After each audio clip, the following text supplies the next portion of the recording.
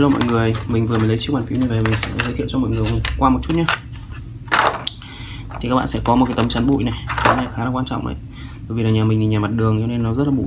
Đấy, mỗi khi dùng xong thì các bạn nên đậy nó vào, thì nó sẽ chiếc bàn phím của mình nó sẽ sạch hơn, nó sẽ bền lâu hơn. Và đặc biệt là khi ví dụ như chúng ta ăn uống cái gì thì chúng ta cũng nên đậy nó vào, thức ăn nó đỡ rơi vãi vào đây. Đó. Đây là các bạn sẽ có một cái bộ dây cáp mà để cho các bạn có thể trang trí, các bạn có thể thay đổi theo cái sở thích của mình. Đó, còn mình sẽ không dùng nhé, bản thân mình không dùng bởi vì là mình thích nó đơn giản, nó trắng như này, đơn giản như này thôi. Đấy, chế độ led thì các bạn sẽ có rất là nhiều chế độ led khác nhau, nó sẽ có mười mấy 20 chế độ ấy. Đó.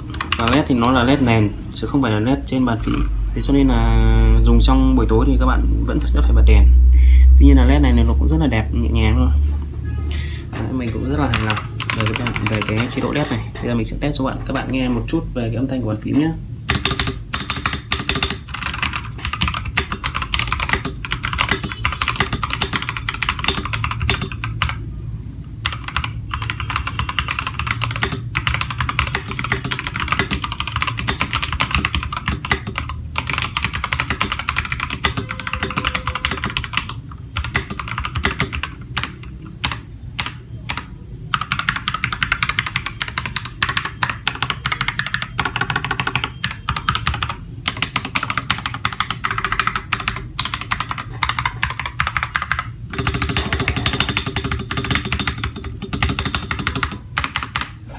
Ok, bàn phím thì khá là chắc chắn.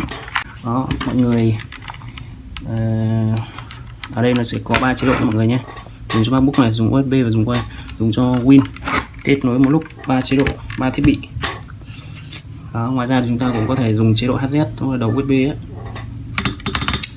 Đó, bàn phím thì rất là đẹp. Đấy, rất là chắc chắn, mình rất là hài lòng.